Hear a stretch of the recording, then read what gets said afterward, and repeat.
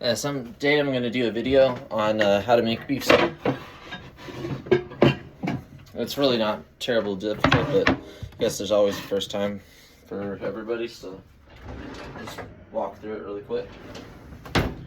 And grab a knife.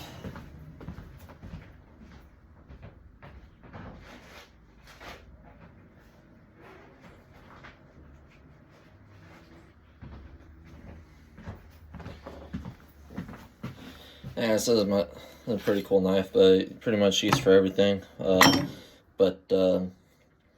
Yeah, first thing of course you're going to do, I just did it, but wash your hands. You always want to start out clean. Make sure all your surfaces are clean. And yeah, we'll just get to it. So I got this chuck roast. And so really what you're looking for in a chuck roast, to see this marbling, that's what you want. That's where all your flavor is going to end up being. One thing you don't want is if it's just like pure meat, like say like this part. You're not really, see how it's too red? You don't want that. You want it where it's this one's well marbled, so overall, and of course you don't want it where it's just fat. So you're looking for more of this, but this one overall is a really good piece. Way overpriced, but yeah, I think what do they charge? $10.49 a pound. I think back in Arizona I pay like I don't know, maybe $4 a pound. So these guys are insane, but yeah, it is what it is. I'm gonna do that last. First I'm gonna start out with vegetables. So it's pretty much just like anything you'd put together if you're Irish. So you get, of course, you got your portobello mushrooms. Those are really good. I got some celery, the carrots, and then of course you got your red potatoes. Can't do anything without red potatoes around here. So this is what we're gonna be cutting up. The secret to good soup is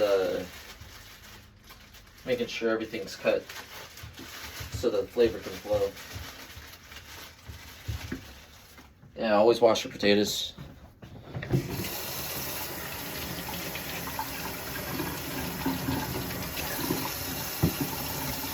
And sometimes with potatoes, you want to cut out the eyes and make sure there's aren't any rotten spots started out. I mean, you can end up eating it, but it just doesn't really look too savory when you're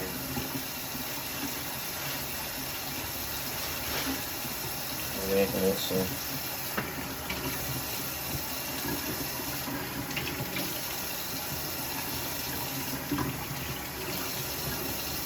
I keep my potatoes in the fridge, and then they don't sprout as fast. If you leave them out, they'll sprout. So depends on how fast you're going through potatoes. Yeah, see this how it's white? That's gonna be a bad spot. So I'm gonna probably slice about half this potato away.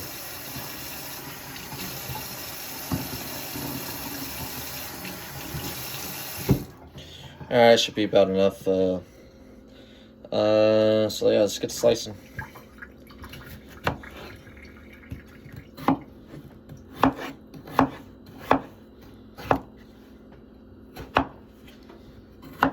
Yeah, just sharpen my knife.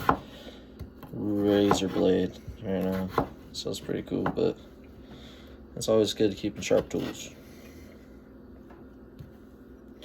I was gonna go out in the forest again today, but maybe we'll do that after this, just so you can get some food going for the rest of the week. Bring in lunch. I got a nice little Pyrex bowl, so I'll bring that in. Bowl of soup, heat it up, and keep me going. Got the cafeteria works not really that good.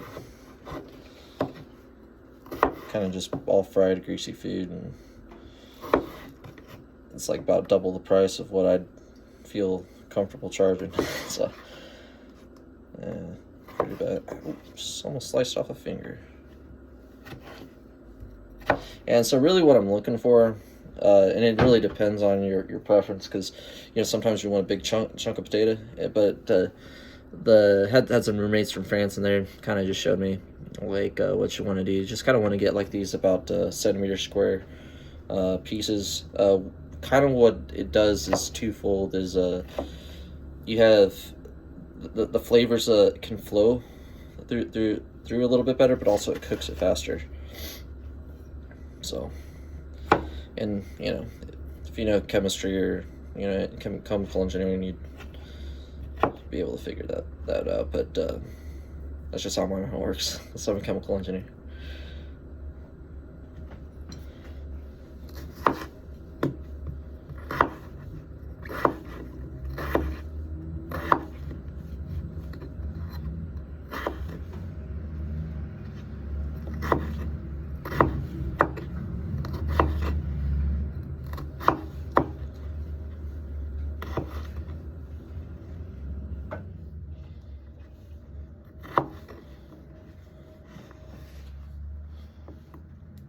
Yeah, then what we're gonna do when we get all these vegetables chopped, we're just gonna put them in the crock pot, and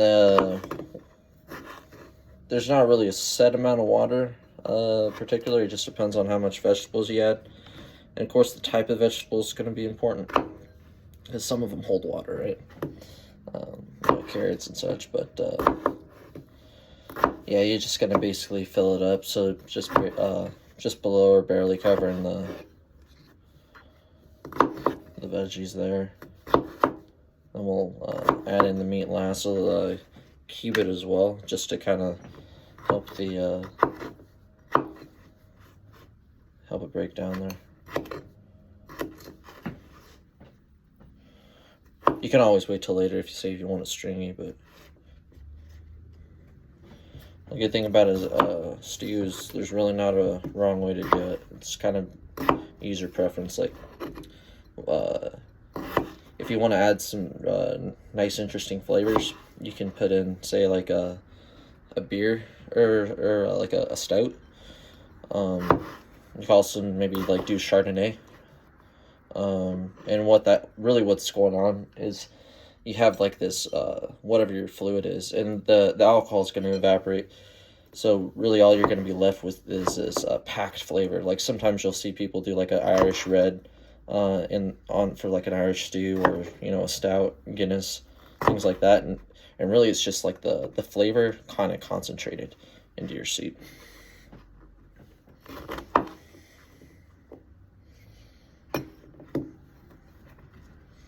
Yeah, see, this part right here is no good on the top, so I'm just gonna slice that bad boy off.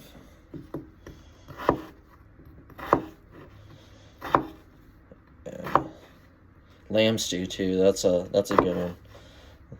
That one you do a Chardonnay reduction on. So good. A little spendy, and lamb, not for everybody, of course, but it is what it is. Actually, I think I might have done too many potatoes, so we're just gonna do one more here. See how it looks.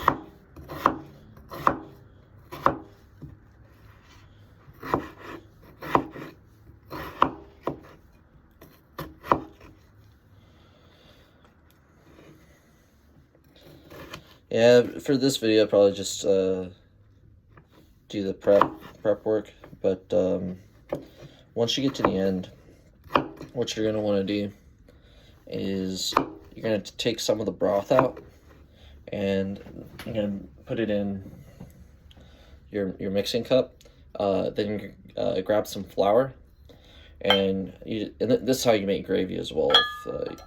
Is you just put the broth in, and then you mix in flour, and then that'll be your gravy, and then you'll be able to thicken up your soup. That's how you thicken a soup. You just add a little bit of regular flour in there. And just pour that back in, mix it in. What you don't want to do is add it straight into your crock pot, because the powder's going to make little micelles, and you're not going to be able to distribute that throughout your soup. It's going to be chunks of flour, like more like dumplings than that's actually how you make a dumpling. It's just throw the balls of flour and stuff like that in there. So that's what it'll turn out as if you do it the wrong way. Alright, let's call that. So that's about the pile of potatoes I got. I'm just not even going to worry about the rest of these. Just put them back in the fridge. Same thing we're going to do. Yeah, so then I just got like a little tiny, I think it's like a 4-quart. So I'd rather have a 7. It's a better one to cook out of. But this is the one I had at Walmart, so. But yeah, this one's kind of neat. It has like I think a 10-hour roast on there. That's what I'm going to do. Nice thing about doing a crock is that you can just kind of set it and leave it until tomorrow. Fill up some soup right before I go into work. It'll be all fresh. Might put some bread on too. I'll throw that in another video. Bread's really easy to make too.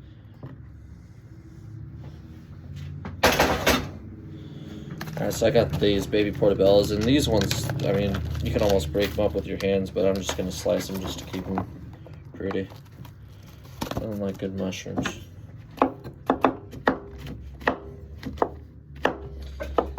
This gives you that nice, deep, rich stew flavor.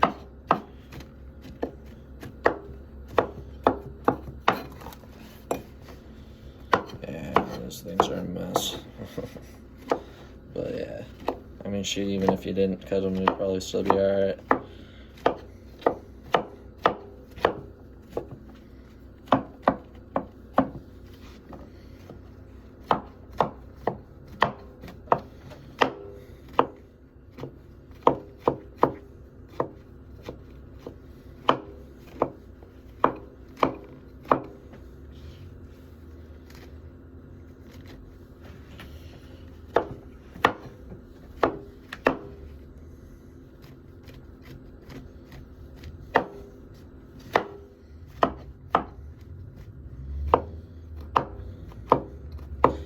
And kind of what you're doing when you're making a stew also is you're kind of thinking about the flavors of all the ingredients you're adding and just like mixing them together in your mind. And then say if I need more of this, and I put in a little bit more of that. So there's a lot of feeling involved in cooking.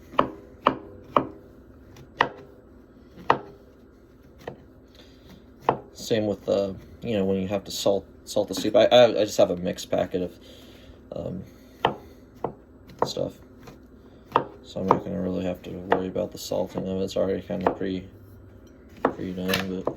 but yeah, that's how you salt. Like when you make a potato soup, the potatoes absorb a bit of that salt, and then the water, and so you kind of just have to. You don't want to oversalt. If you oversalt, you're kind of screwed. So that's one thing you don't want to do. So there's that. There's some there.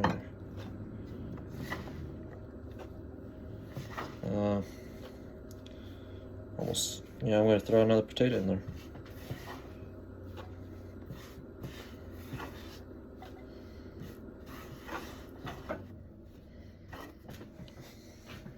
Let's get this big boy out of here.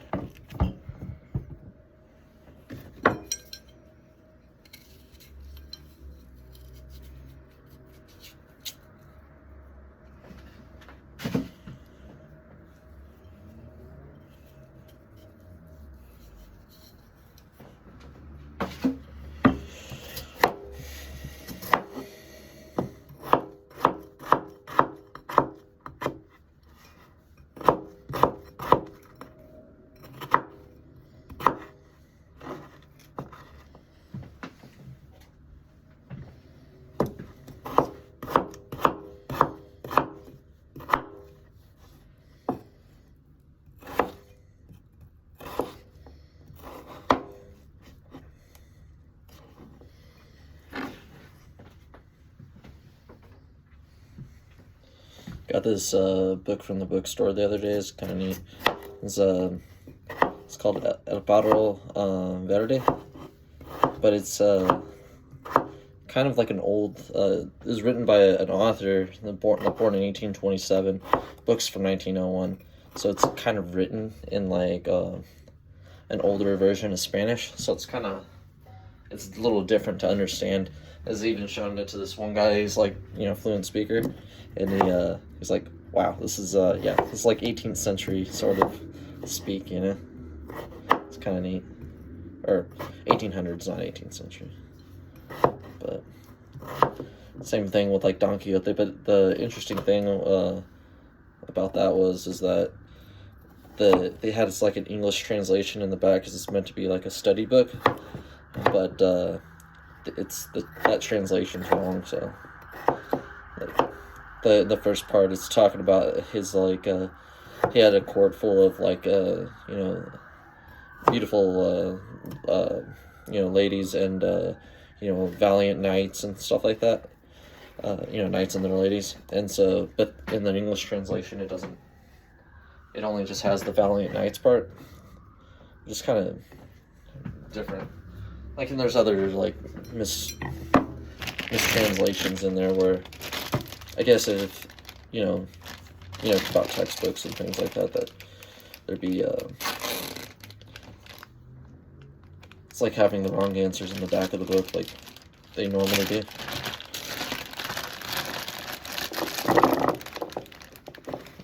It's kind of interesting that they did that all the way back in 1901.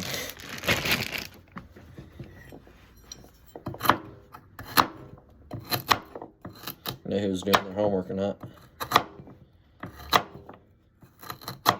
Yeah, and here with the carrots, it's kind of, these are already kind of shaved down a little bit, so I'm just slicing them more.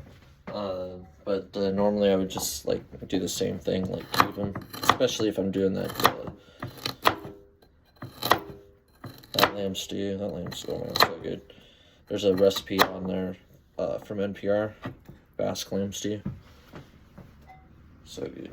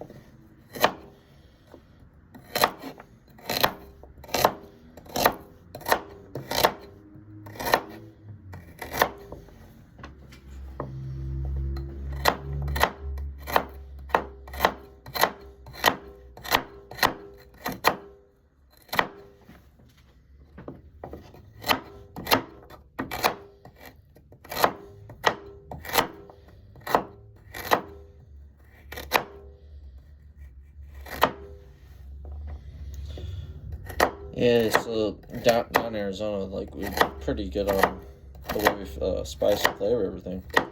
I noticed up here in Pennsylvania, it's a little different. It's always about, like, enough spice to just make you think about the spice, but not enough to make it good, So, it always does pay to cook for yourself up in these parts. Had this pretty good Irish stew the other day, but even still, just enough. I mean, it was, oh man, overpriced. It was $16, but I mean, it came in a bread bowl, which is fine. But I mean, a bread bowl is not even that hard to make. Like, I'll show you how to make a loaf, and then I'll also show you do a video today Irish soda bread. Now that suits. Irish soda bread is so easy to make and really good. It's a nice dense bread, and you have that with a stew, you're gonna be in heaven. It's literally take you 15 minutes pretty much to. I think it's 15 minutes to prepare, 15 minutes to cook. It's like, pff, come on, I ain't charging $16 for 15 minutes. I don't think so. That's crazy. That's how much I make. Come on now.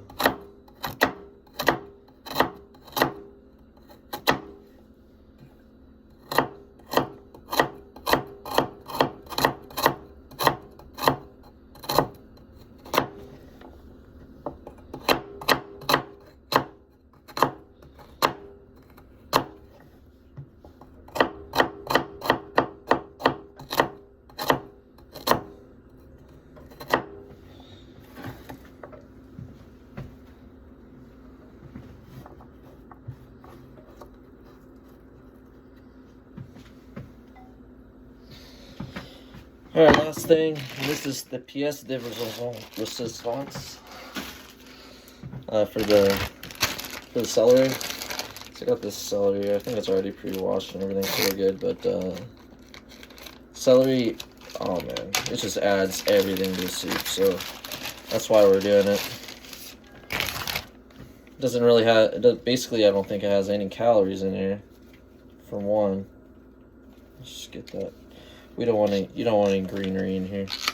Look at any of these leaf crap. So cut that off, and then I probably just take from the top down, but that's just me. I cut off the head of it just so you get a clean slice in case there's anything absorbed on that side. And then I'm just gonna put one of these things in here.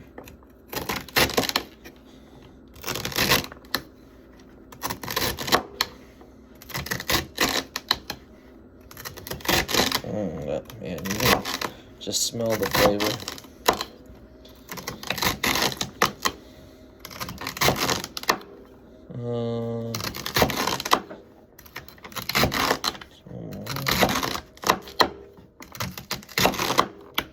And if you're vegetarian, I mean, this right here even is like, you're gonna love it. Just make sure, I don't know if you buy the beef stew stuff. I don't know if that's vegetarian. It has the beef stock in there. But they might have like some sort of vegetarian broth for that. But yeah, you don't even need meat for this. It's just kind of just a thing. If you like it, you like it. If you don't, you don't.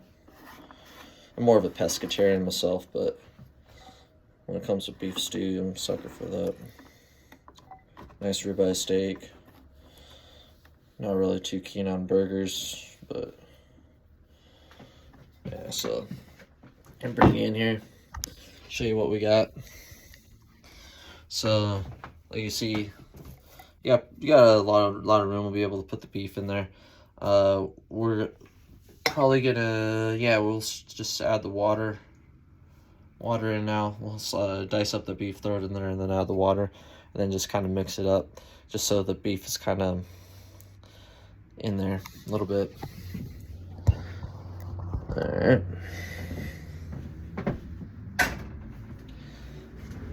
And if you're in a hurry, like, you can set it on the crock as you're doing all this. It's taking time, but I ain't in no hurry. Salad man over here. All the time in the world.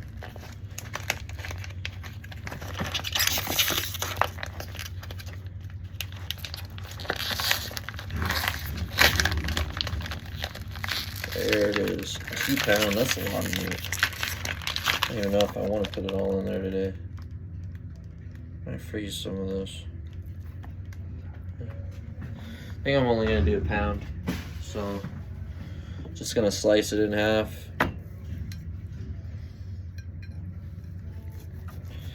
And I just got this, so it's fresh, so I might just freeze the rest of this and get to it next week. So I'm just gonna take this half, go to town, freeze this half. Let's see how we're gonna wrap it up.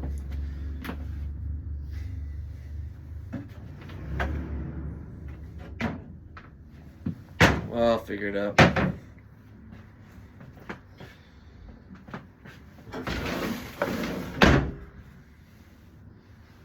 Whatever.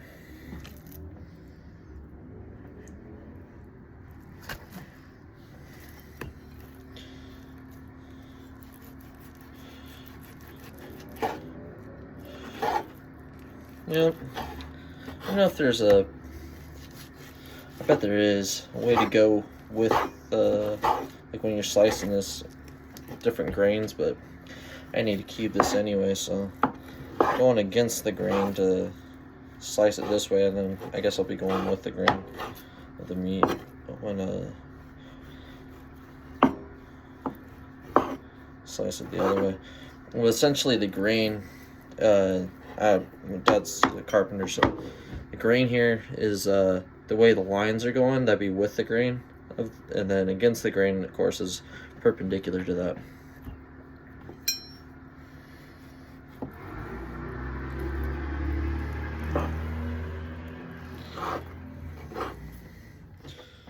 So now I'm gonna cube it up. And really what you're looking for when you're cutting this is how much you'd want when you're eating it. So just kind of cut it to the size that fits you best. And that should be perfect. Yeah, you'll notice that there's like these little pieces of fat that kind of, and tendons and things like that, they cut different.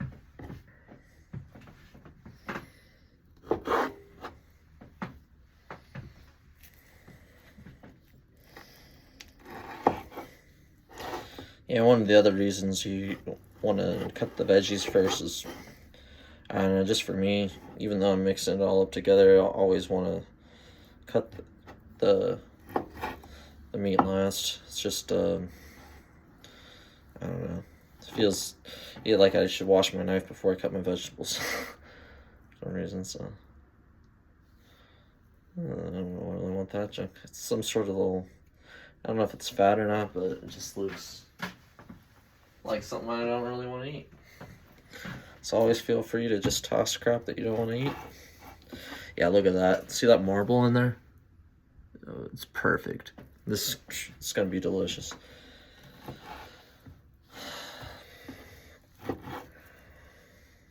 That is what you want to see.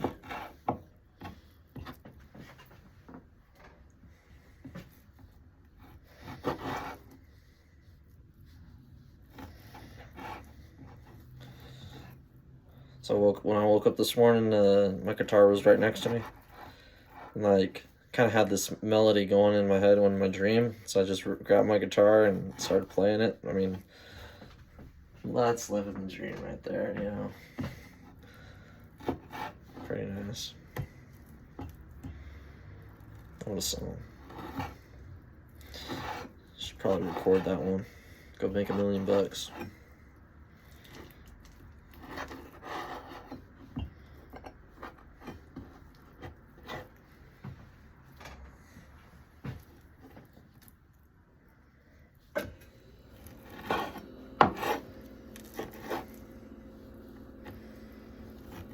Oh, and St. Patty's Day is coming up too, so I'll be making my corned beef. Show you how to do that. I just got my green cabbage, but thing corned beef, at least how I make mine, I use flat cut. Point cut has a little too much of the fat on there, so just don't mess around with that. But if that's, I mean, you have to have a little bit of corned beef inside your corned beef. You can't have all beef fat, so. Just a way to do it and a way not to do it. And so after you end up getting all gross and stuff, I don't really need that. So we don't have compost around these parts either, so whatever. So I'm just gonna wash up my board with a knife while I'm at it. Because raw meat, no matter how prepackaged it is aged, and you just don't want to get any nasty stuff around your kitchen, bacteria and such.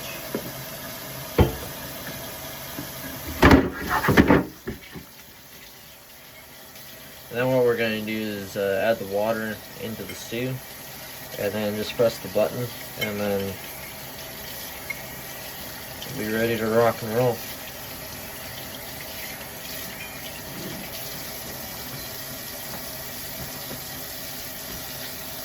And sharpen the knife later, it's ready to whatever I need to do.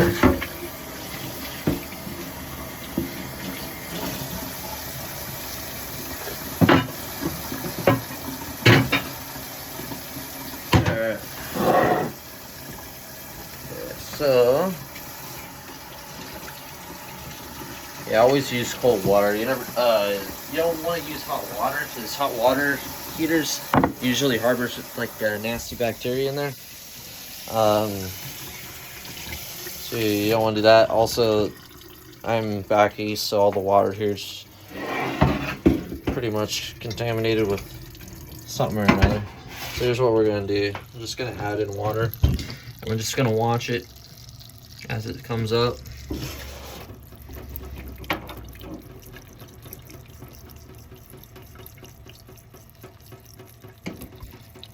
It's all filtered.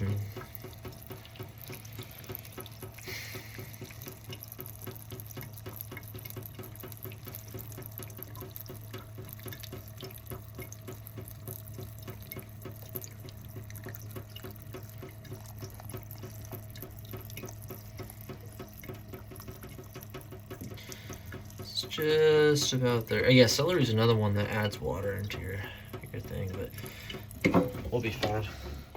So we're gonna end up mixing in. We're gonna mix in some flour in this anyway, because I want a nice like syrupy sort of gravy like beef stew on this one. All right, so then I'm gonna go get my. So I always just get McCormick myself. So it's slow roast. Hearty beef stew, and so what that's gonna do is just add in all that nice good flavor and stuff. What do we got? Slow cooker. Oh,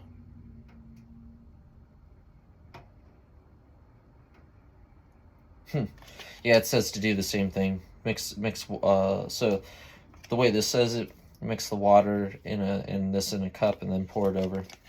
But I've never done it that way, so because it's not really flour, it's more of a seasoned packet with salt inside there. Oh, man, it smells so good too. So all you're gonna want to do is once you do this, make sure you mix it up good. And what do they say?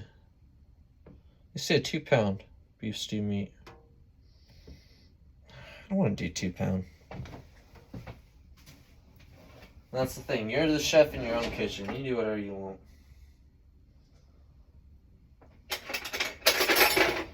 Somebody tells you to do 2 pound, you don't want to.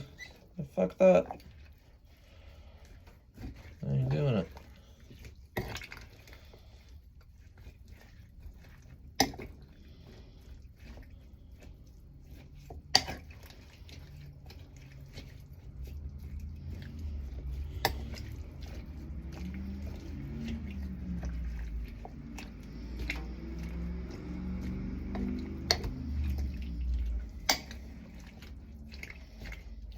I'm just getting all kind of homogeneous inside there.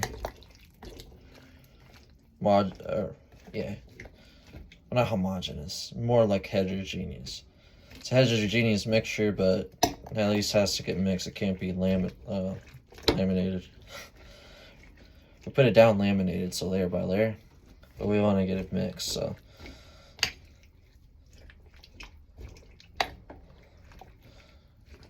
The liquid will be homogeneous, and then the solids will be heterogeneous. 2 more words you guys can add if you don't know them. They're kind of useful sometimes. Oh yeah, you can just don't eat it yet, even though it looks real good. Definitely got to cook it first. So, all right, now. This is it. Crockpot. Only way to go. I wouldn't get an off-brand on that, but just way too simple of a thing. May as well just get the right one. They're so cheap too.